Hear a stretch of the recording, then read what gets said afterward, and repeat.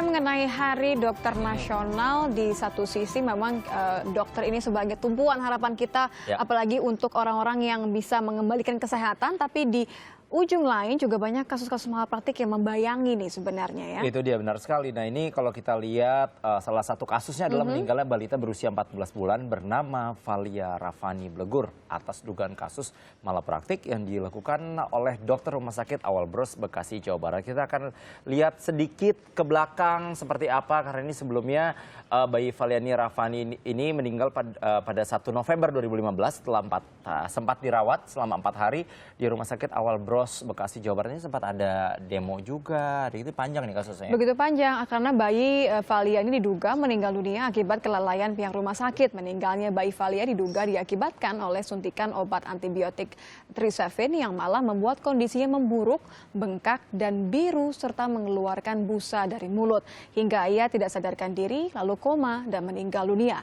Pengadilan Negeri Bekasi memutuskan Rumah Sakit Awal Bros terbukti melakukan malapraktik terhadap bayi Valia. Dalam putusan ini, Rumah Sakit Awal Bros diwajibkan membayar ganti rugi kepada keluarga korban sebesar 205 juta rupiah. Ini persis seperti yang tadi saya katakan, bahwa profesi dokter ini dalam tanda kutip penyelamat nyawa, tapi ada juga yang mengatakan bahwa ini pencabut nyawa. Betul. Seperti itu jika memang ada kelalaian-kelalaian. Nah karena selain bayi Valia, ini ada kasus malapraktik juga yang diduga terjadi di Kalimantan Timur. Kasus ini sudah mencuat sejak Juni 2016, berarti pertengahan tahun lalu. Terjadi pada Humaida, seorang ibu asal Pasir yang mengalami koma selama 5 tahun setelah menjalani persalinan di sebuah klinik di Pasir. Humaida ini melahirkan di klinik yang tidak memiliki fasilitas lengkap untuk penunjang atau menunjang proses persalinan, dan dugaan kuat Humaida ini mengalami malapraktik.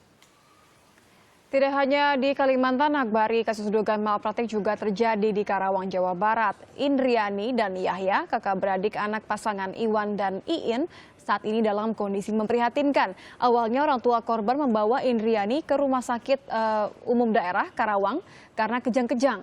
Namun setelah 20 hari dirawat, kondisi Indriani semakin memburuk dan pihak rumah sakit menyuruh pasien untuk pulang. Kasus serupa juga dialami oleh adiknya, Yahya, yang usianya masih 2 tahun. Saat ini Yahya mengalami kebutaan dan tidak bisa menangis. Sebelumnya pada umur 9 bulan Yahya dibawa oleh orang tuanya ke RSUD Karawang karena kejang-kejang, namun 7 hari dirawat. Yahya justru mengalami kebutaan, tidak bisa menangis dan tidak bisa duduk. Artinya memang kalau Akbari mengatakan tadi kelalaian-kelalaian dokter-dokter di beberapa daerah ini yang akhirnya berujung kepada kerugian pasien tadi kerugian ya. pasien Bahkan dan nyawa juga hilangnya nyawa. Tapi kita akan bicarakan ini karena memang hari ini adalah Hari Dokter Nasional yang jatuh setiap tanggal 24 Oktober setiap tahunnya.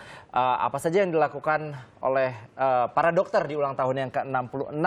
Sudah bergabung bersama kami di sini ada Dr. Mahesa dari Ikatan Dokter Indonesia. Dokter, selamat siang dokter. Terima kasih telah hadir. Luar biasa sekali. Profesi dokter adalah sebuah profesi yang dulu saya ingin sekali jadi dokter tapi nggak pernah lulus UMPTN untuk dokter.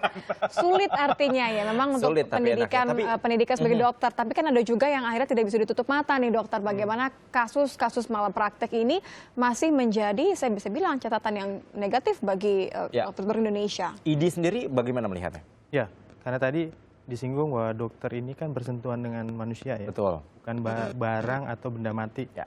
Yang kalau misalnya ada kesalahan masih bisa diperbaiki, tidak terlalu fatal. Kalau manusia terjadi kesalahan akan bisa berakibat ringan bahkan sampai fatal akibatnya. Intinya bahwa pendidikan kedokteran, tadi disinggung pendidikan kedokteran, pendidikan kedokteran itu benar-benar harus bermutu. Pendidikan kedokteran itu nggak boleh main-main. Karena output dari pendidikan kedokteran adalah dokter yang nantinya harus bisa melayani masyarakat dengan kualitas yang terbaik juga. Ya kan? Sehingga problematika di negara ini kalau kita bicara tentang dokter, itu kita harus bicara dari awal. Dari mulai pendidikan, kemudian setelah dia lulus, kemudian di mana dia bekerja, supporting dari sarana prasarana fasilitas dia bekerja. Berarti ya semuanya terkait ya. Semuanya terkait. Sudah cukup belum sih Dr. Mahesa kalau kita lihat dari rangkaian pendidikan, dari rangkaian support di tempat kerja, apalagi dari pemerintah, sudah cukup atau belum? Hari ini kita melakukan sebuah aksi damai dalam rangka memperingati Hari ID dan Hari Dokter. Itu salah satu poin utamanya adalah kita ingin ada sebuah perbaikan dalam sistem pelayanan kesehatan dan sistem pendidikan. Karena dua hal ini saling terkait satu sama lain. Pelayanan kesehatan karena ujung-ujungnya bagi masyarakat juga ya. Bagi Kita buka masyarakat. juga line interaktif untuk Anda yang berada di rumah menonton Ya. Indonesia Siang. Ini pastinya kan sangat berdekatan dengan keseharian kita ya. Nah, apakah Anda juga termasuk yang merasa kecewa dengan layanan kesehatan yang ada di negara kita di Indonesia, atau Anda yang merasa terbantu dan tertolong dengan profesi dokter dan juga layanan kesehatan? Bergabung bersama kita di ujung telepon. Sudah ada Ada? Pak Jimmy nampaknya dari Oke, Semarang ya. dari Selamat Semarang. siang Pak Jimmy. Selamat siang, ya terima kasih. Silakan Pak Jimmy. Ya, jadi saya tahun 90-an itu kalau mahasiswa untuk sekolah IKIP itu ada pendidikan akta 5. Itu pendidikan untuk mengajar. Sekarang kalau untuk dokter ya, itu pengabdian, dedikasi, atau komersil. Sekarang ini semua hedonis masyarakat. Jadi saya nggak tahu, ada teman saya dokter itu disamperin sama disiplin, itu setiap kali dia menuliskan resep dokter dan dia praktek sore, itu kalau dia menuliskan resep produknya terus itu bisa dapat 50 juta per tahun per produk. Bayangin kalau dia ada 5 aja dia udah dapat 250 juta. Jadi ini perlu dikira, memang pendidikan itu mahal. Jadi ini fungsi pemerintah untuk subsidi. Karena setiap mahasiswa yang lolos tes dari Stipend Maru, universitas negeri, itu pada dasarnya itu dia disubsidi oleh negara. Oke. Baik, terima kasih Negara Pak itu Jimmy. lewat Kami APBN. sudah Berarti tangkap negara itu maksud harus pertanyaan punya Anda. kewajiban. Dr. Mahesa, kalau saya bisa rangkum tadi intinya adalah ada kekhawatiran. Nampaknya profesi dokter ini untuk beberapa pihak dianggap sebagai profesi yang komersil. Sangat komersil. Ya, untuk menjadi dokter itu sebuah profesi yang bisa dikatakan sudah berabad-abad ada. Untuk menjadi seorang dokter itu dia terikat dengan begitu banyak norma. Norma yang paling utama di kedokteran adalah norma etika. Setiap dokter yang baru lulus diwajibkan untuk melafalkan sumpah. Di antara sumpahnya banyak sekali, ada kalau sumpah dokter Indonesia itu ada 12 poin. Paling utama adalah menjunjung tinggi perikemanusiaan, kemudian menghormati hak hidup insani, tidak terpengaruh oleh politik, kesukuan dan seterusnya. Kemudian dia harus independen dalam menegakkan, kemudian dia harus mengerjakan sesuatu dengan standar yang tertinggi. Banyak sekali poin-poin di situ.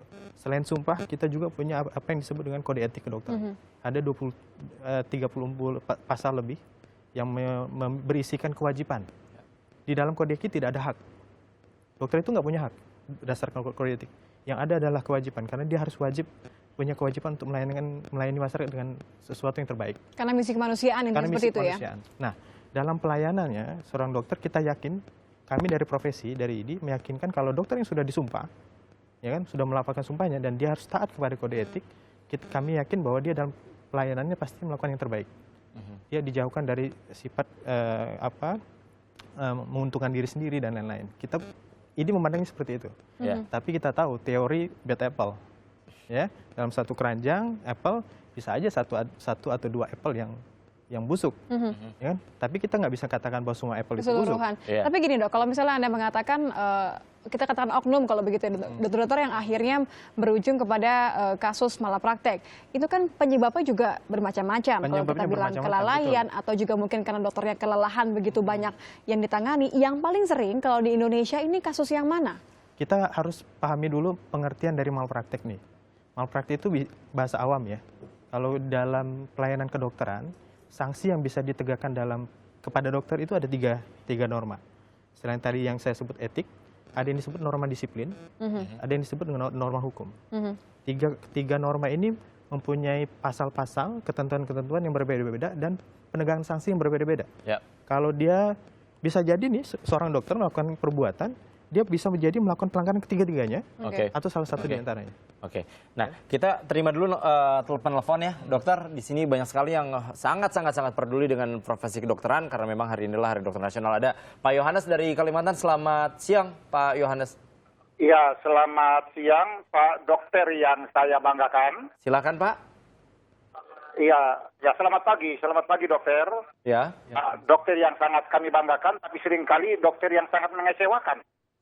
Kenapa saya katakan mengecewakan? Karena apa? Seringkali, Pak Dokter tolong dengar dulu Pak Dokter, karena nilai titik merusakkan susu sebelanga. Tolong ini Pak Dokter perhatikan.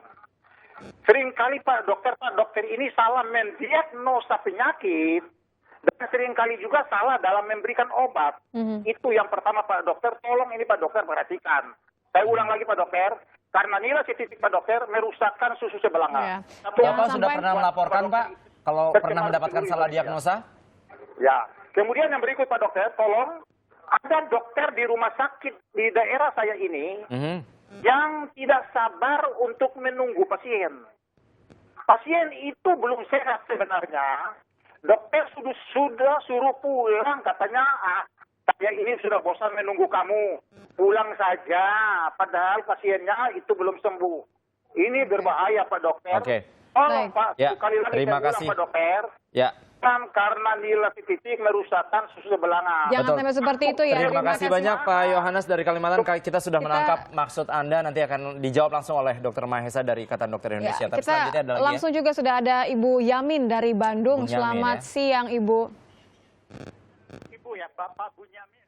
Halo. Oh, Bapak Bu Yamin, kami mohon maaf, silakan Pak. Begini Ibu, saya lupa tahunnya, entah 2004 atau 2008. Saat itu saya berada di ruang periksa dokter gigi di rumah sakit RSGM, rumah sakit di Mudut di Jalan Marta Dinata Bandung. Ya, kurang lebih jam 11:30.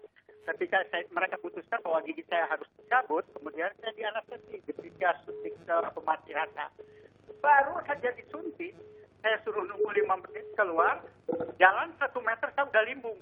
Kemudian saya teriak, "Dok, ini kenapa saya mau?" Itu mereka itu di seluruh ruangan begitu sigapnya, bapak tolong jangan sampai pingsan.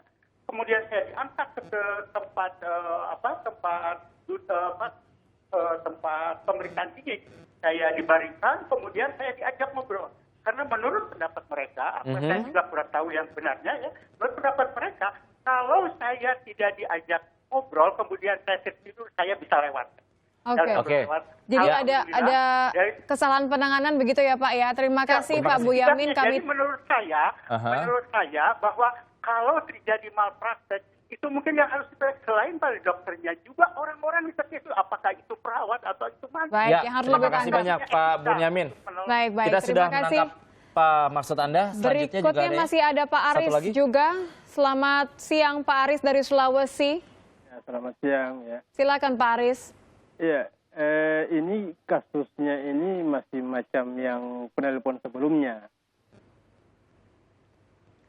Ya, silakan Pak. Ya, masih seperti penelpon sebelumnya karena banyak terjadi kesalahan diagnosa. Yang saya alami justru berobat panjang terjadi kesalahan diagnosa dan itu selalu terjadi. Misalnya, ini satu contoh. Ketika ada batu ginjal, ya, itu kemudian dilihat besarannya sekian, waktu itu 1, sekian, habis itu di SWL.